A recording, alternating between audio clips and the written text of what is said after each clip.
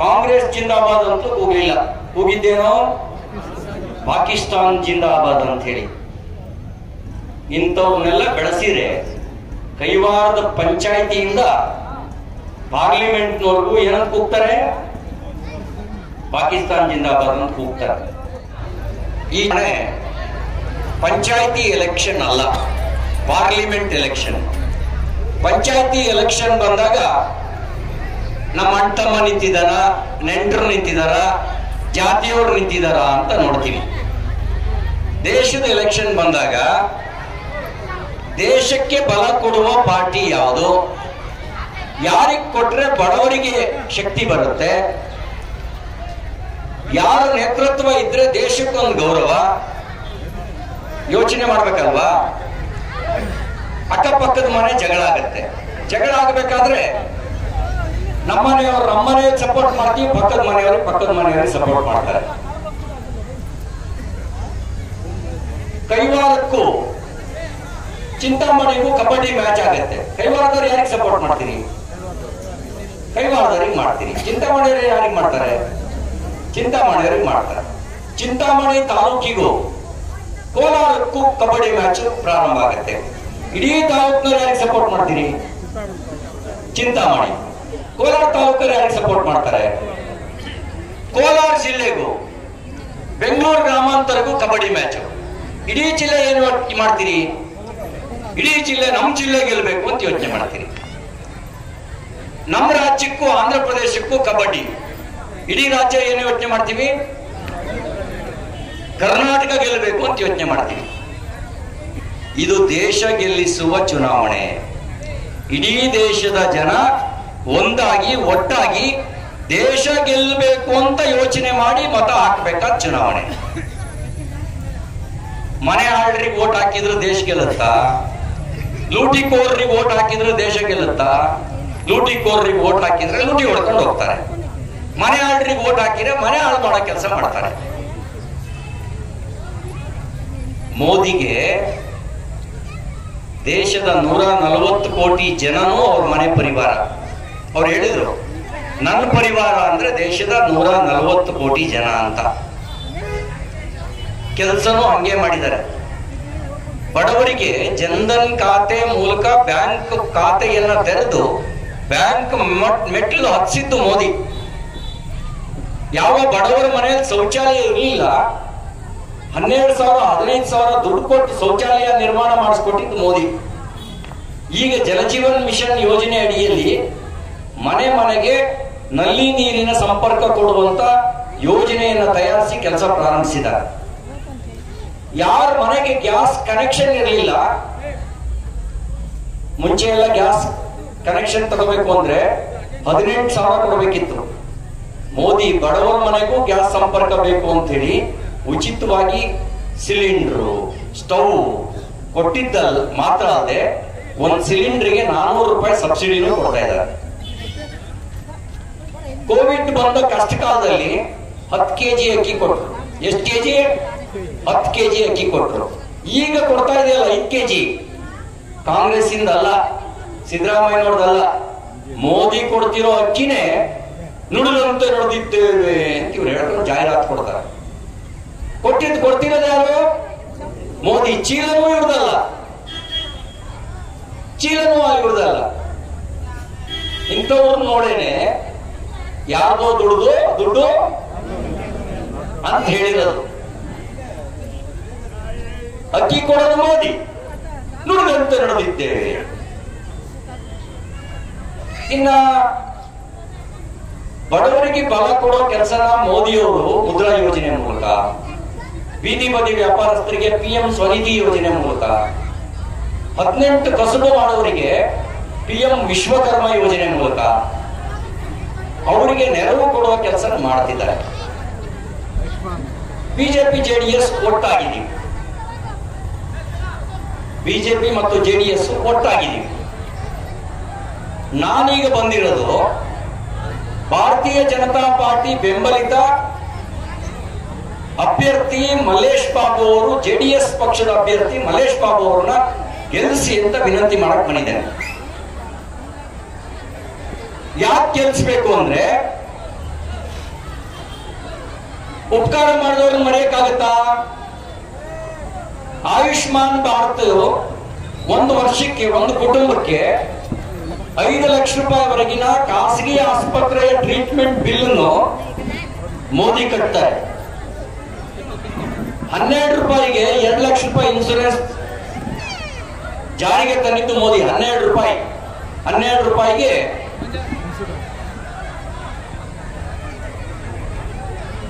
2 ಬೆಂಕಿಪಟ್ಟಣನೂ ಸಿಗಲ್ಲ. ಆದ್ರೆ 2 ಲಕ್ಷ ರೂಪಾಯಿ ಇನ್ಸೂರೆನ್ಸ್ ಸಿಗುತ್ತೆ 12 ರೂಪಾಯಿ ಕಟ್ಟಿದ್ರೆ. ಇದನ್ನ ಜಾರಿಗೆ ತಂದಿದ್ದು ಮೋದಿಯವರು. ಇಲ್ಲೆಲ್ಲೂ ನಿಮ್ ಜಾತಿ ಯಾವುದು ಅಂತ ಕೇಳಲಿಲ್ಲ. ಮೋದಿ ಕೊಟ್ರು. ಇಲ್ಲದೆ ಇದ್ರೆ 34,000 ಕೊಟ್ಟು ಬಡವ ಬದುಕಕ್ಕೆ ಆಗ್ತಿತ್ತ? 34,000 ಕೊಟ್ಟು ಇಂಜೆಕ್ಷನ್ ಹಾಕ್ಸ್ಕೊಂಡು ಬಡವ ಬದುಕಕ್ಕೆ ಆಗ್ತಿತ್ತ? ನಮ್ಮ ಜೀವ ಉಳಿಸಿದ ಪುಣ್ಯಾತ್ಮ ಮೋದಿ. ಅದಕ್ಕಾಗಿ ಬಿಜೆಪಿ ಬೆಂಬಲಿತ ಜೆಡಿಎಸ್ ಅಭ್ಯರ್ಥಿಗೆ ಮತ ಹಾಕಿ ಅಂತ ಕೇಳಕ್ ಬಂದಿದ್ದೀನಿ. ಇನ್ನ ಸಿದ್ದರಾಮಯ್ಯನವರು ಯಾವಾಗಲೂ ಎದೆ ಬಡ್ಕತ್ತಾರ, ನಾನ್ ಕೊಟ್ಟೆ ಅಂತ. ಲೆಕ್ಕ ನಿಮಗೆ ಗೊತ್ತಿದ್ರೆ ಯಾರ್ದು ಕಿತ್ತು ಯಾರಿಗೆ ಕೊಟ್ಟಿದ್ದಾರೆ ಅಂತ ನಿಮಗೆ ಅರ್ಥ ಆಗತ್ತೆ. ಬಂದ ತಕ್ಷಣನೇ ಕ್ವಾರ್ಟರಿಗೆ 50 ರೂಪಾಯಿ ಜಾಸ್ತಿ ಮಾಡೋದು. ಎಷ್ಟು ರೂಪಾಯಿ ಜಾಸ್ತಿ ಮಾಡಿದ್ರು? ಬಡವರು ಕುಡಿಯೋ ಕ್ವಾರ್ಟರಿಗೆ, ಸಾಹುಕಾರರು ಕುಡಿಯೋದು ಬೇರೆ. ಒಂದು ಮನೆಯಲ್ಲಿ ಒಬ್ಬ ಒಂದೇ ಕ್ವಾರ್ಟರ್ ಕುಡಿತಾನೆ ದಿನಕ್ಕೆ ಅಂತಂದ್ರೆ 1,500 ರೂಪಾಯಿ ಕಿತ್ಕೊಂಡ್ರು. 2 ಕ್ವಾರ್ಟರ್ ಕುಡಿದ್ರೆ 3,000 ಕಿತ್ಕೊಂಡ್ರು. 2 ಜನ ಕುಡಿಯೋರಿದ್ರೆ 6,000 ಕಿತ್ಕೊಂಡ್ರು. ನೆಂಟರು ಬಂದ್ರು ಅಂತ ತರಿಸಿದ್ರೆ 8,000 10,000 ಹೋಯ್ತು. ಕೆಲವರಿಗೆ ಮಾತ್ರ 2,000 ಹಾಕಿ ಗಂಡಸರ ಹತ್ರ ಎಲ್ಲ 50 ರೂಪಾಯಿ ಜಾಸ್ತಿ ಕ್ವಾರ್ಟರಿಗೆ ಜಾಸ್ತಿ ಮಾಡಿ ಗಂಡನ ಹತ್ರ ಕಿತ್ತು ಹೆಂಡತಿ ಕೊಟ್ಟು ನಾನ್ ಕೊಟ್ಟೆ. ಯಾವ್ದು ಕೊಟ್ಟಿದ್ದು? ಗಂಡಂದ ಕಿತ್ತಿದ್ದು, ಅದರಲ್ಲಿ ಸ್ವಲ್ಪ ಹೆಂಡತಿ ಕೈ ಕೊಟ್ಟಿದ್ದು, ಉಳಿದಿದ್ದು ಜೋಬಲ್ಲಿ ಇಟ್ಕೊಂಡಿದ್ದು. ನಾನು ಕೊಟ್ಟೆ. ಕೊಟ್ಟಿದ್ದು ಯಾರ್ದು? ಗಂಡಂದು ಬೋರ್ಸಿದ್ದು, ಅದರಲ್ಲಿ ಅರ್ಧ ಜೋಬಲ್ಲಿ ಇಟ್ಕೊಂಡಿದ್ದು, ಇನ್ನು ಅರ್ಧ ಹೆಂಡತಿ ಕೈ ಕೊಟ್ಟಿದ್ದು. ನಾನು ಕೊಟ್ಟೆ. ನೀವು ಕೇಳಬೇಕು ಕಾಂಗ್ರೆಸ್ನವರಿಗೆ, ಯಾರಪ್ಪನ ಮನೆ ಕೊಟ್ರಿ? ನನ್ ಗಂಡನ್ ಬೋಡಿಸಿ ನನಗೆ ಕೊಟ್ಟು ನಾನ್ ಕೊಟ್ಟೆ ಅಂತೀಯ? ನಾಚಿಕೆ ಹಾಕಲ್ವಾ ನಿಂಗೆ ಅಂತ ಕೇಳ್ಬೇಕಲ್ವಾ? ಕಾಂಗ್ರೆಸ್ನವ್ರು ಬಂದು ಕೇಳ್ಬೇಕು. ನೀವು ಹಂಗೆ ಕೇಳ್ತೀರಾ? ಇನ್ನೊಂದೇನು ಮಾಡಿದಾರೆ ಗೊತ್ತಾ? ಮುಂಚೆ ನಾವು ಜಮೀನಿಗೆ ಬೋರ್ವೆಲ್ ಕೊಡ್ಸಿದ್ರೆ 10,000 ರೂಪಾಯಿ ಕಟ್ಟಿದ್ರೆ ಆ KEB ಅವರು TCA ಎಲ್ಲ ಅವರೇ ಹಾಕ್ಬೇಕಿತ್ತು. ಈಗ ಬೋರ್ವೆಲ್ ಕೊಡ್ಸಿದ್ರೆ ಕಂಬಕ್ಕೂ ನೀವೇ ದುಡ್ಡು ಕೊಡ್ಬೇಕು, ಲೈನ್ ಎಳ್ಸಕ್ಕೂ ನೀವೇ ದುಡ್ಡು ಕೊಡ್ಬೇಕು, TCಗೂ ನೀವೇ ದುಡ್ಡು ಕೊಡ್ಬೇಕು, ಟ್ರಾನ್ಸ್ಫಾರ್ಮರ್ಗೂ ಎಲ್ಲಾದ್ರೂ 3 ರಿಂದ 4 ಲಕ್ಷ ಖರ್ಚಾಗತ್ತೆ. 3 ರಿಂದ 4 ಲಕ್ಷ ಖರ್ಚಾಗತ್ತೆ. ಅದೇ 3,30,000 ಕಂಬ ಜಾಸ್ತಿ ಇದಾವೆ ಅಂದ್ರೆ 4 ಲಕ್ಷ ಖರ್ಚಾಗತ್ತೆ. ಅದ್ರ ಮೇಲೆ ಸರ್ವಿಸ್ ಚಾರ್ಜ್ 12%, ಅದ್ರ ಮೇಲೆ ಲಂಚ. ಇದನ್ನ ಪಿಕ್ ಪ್ಯಾಕೆಟ್ ಅಂತಿರೋ, ದರೋಡೆ ಅಂತಿರೋ? ಬರೀ ದರೋಡೆ ಅಲ್ಲ, ಹಗಲು ದರೋಡೆ. ಇಲ್ಲಿಂದ ಮುಂದೋಗಿ ಏನ್ ಮಾಡಿದಾರೆ ಗೊತ್ತೇನವ? 15 ರೂಪಾಯಿ ಕೊಟ್ರೆ ಪಾಣಿ ಕೊಡೋರು ತಾಲೂಕು ಆಫೀಸ್ ಆಗಿ. ಈಗ 30 ರೂಪಾಯಿ ಕೊಡ್ಬೇಕು, ಡಬಲ್. 15 ರೂಪಾಯಿ ಕೊಟ್ರೆ ಇನ್ಕಮ್ ಸರ್ಟಿಫಿಕೇಟ್ ಕೊಡೋರು 50 ರೂಪಾಯಿ ಕೊಡ್ಬೇಕು. ಡೆತ್ ಸರ್ಟಿಫಿಕೇಟ್ 50 ರೂಪಾಯಿ ಕೊಡ್ಬೇಕು. ಚಾಪ ಕಾಗದ 20 ರೂಪಾಯಿ ಚಾಪ ಕಾಗದ ಮುಂಚೆ ಬರ್ತಿತ್ತು, ಇಲ್ಲ 100, 200, 500 ಅಗ್ರಿಮೆಂಟ್ ಮಾಡಿಸ್ಕೋಬೇಕು 500. ಇದನ್ನ ಪಿಕ್ ಪ್ಯಾಕೆಟ್ ಅಂತ ಕರೆದ್ರೆ ಆ TCಗೆ ತಗೋತಾರಲ್ಲ, ಅದು ದರೋಡೆ. ಈ ಕ್ವಾರ್ಟರಿಗೆ 50 ರೂಪಾಯಿ ಜಾಸ್ತಿ ಮಾಡಿದಾರಲ್ಲ, ಅದು ತಲೆಗೊಳಿಸಿತ್ತು.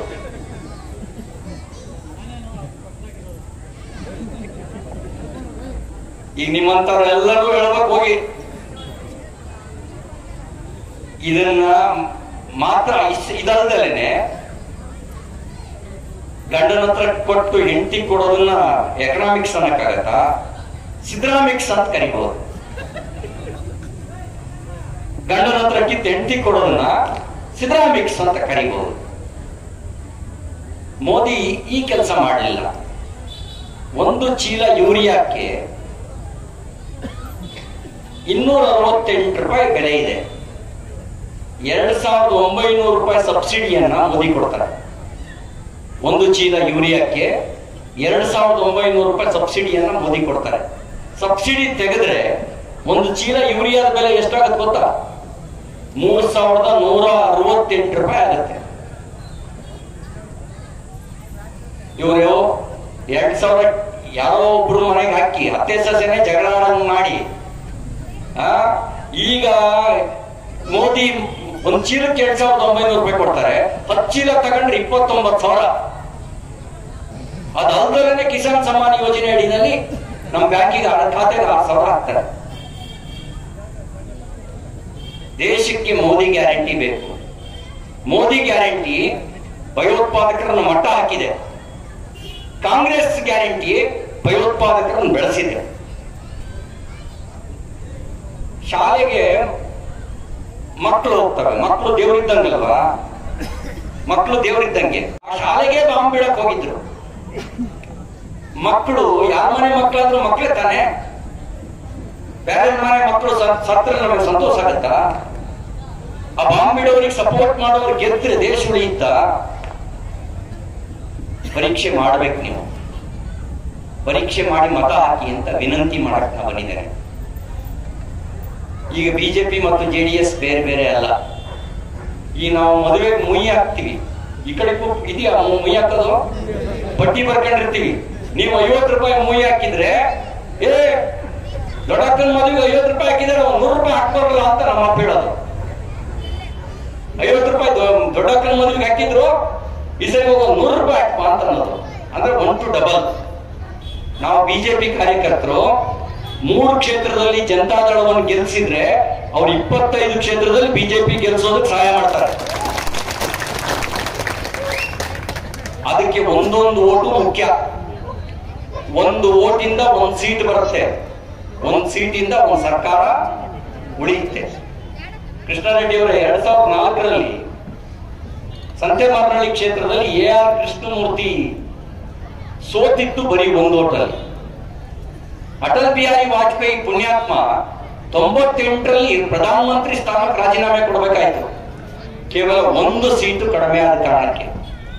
ಒಂದೊಂದು ಓಟು ಮುಖ್ಯ, ಒಂದೊಂದು ಸೀಟು ಮುಖ್ಯ. 1 ಓಟು ತಪ್ಪು ಹೋಗಿದಂಗೆ ಗುರುತು ನೋಡಿ. ಕಮಲೂರು ಅಲ್ಲ, ಇದು ನಮ್ಮ ಗುರುತು.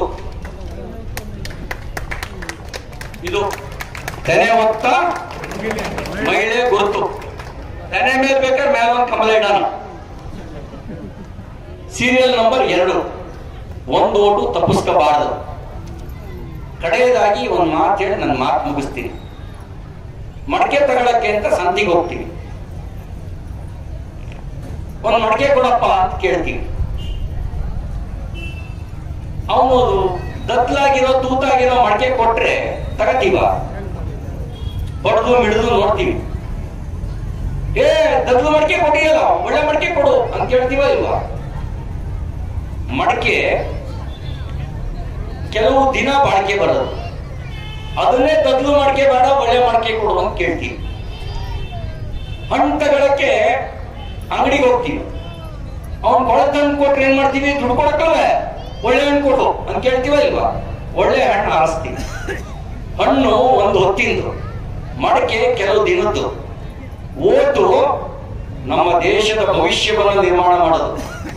ಓಟು ನರೇಂದ್ರ ಮೋದಿ ಅಂತವ್ರನ್ನು ಪ್ರಧಾನಮಂತ್ರಿ ಮಾಡೋದು. ಕಳ್ಳರು ಕಾಕರಿಗೆ ಓಟ್ ಹಾಕಿದ್ರೆ ಏನಾಯ್ತು ಗೊತ್ತಿದೆಯಾ ನಿಮ್ಗೆ? ವಿಧಾನಸೌಧ ಕೆಂಗಲ್ ಹನುಮಂತ ಇವರು ಕಟ್ಟಿಸಿದ್ರು. KC ರೆಡ್ಡಿ ಅವರು ಮುಖ್ಯಮಂತ್ರಿ ಆಗಿ ಆಡಳಿತ ನಡೆಸಿದಂತ ಸೌಧ ವಿಧಾನಸೌಧ ಪ್ರಜಾಪ್ರಭುತ್ವದ ದೇಗುಲ, ಭಾರತದ ಕರ್ನಾಟಕದ ಆಡಳಿತ ಸೌಧದ ಆತ್ಮ. ಅಲ್ಲಿ ಅವನು ಯಾವನೋ ಕಾಂಗ್ರೆಸ್ನವನು ನಾಸ್ತಿಕರು ಅಂತ ಕೂಗಲಿಲ್ಲ. ಕಾಂಗ್ರೆಸ್ ಜಿಂದಾಬಾದ್ ಅಂತ ಕೂಗಲಿಲ್ಲ. ಕೂಗಿದ್ದೇನೋ ಪಾಕಿಸ್ತಾನ್ ಜಿಂದಾಬಾದ್ ಅಂತ ಹೇಳಿ. ಇಂಥವ್ರನ್ನೆಲ್ಲ ಬೆಳೆಸಿದ್ರೆ ಕೈವಾರದ ಪಂಚಾಯಿತಿಯಿಂದ ಪಾರ್ಲಿಮೆಂಟ್ನವರೆಗೂ ಏನಂತ ಕೂಗ್ತಾರೆ? ಪಾಕಿಸ್ತಾನ್ ಜಿಂದಾಬಾದ್ ಅಂತ ಕೂಗ್ತಾರೆ. ಅಂತವ್ರನ್ನ ಬೆಳೆಸ್ಬೇಕಾ?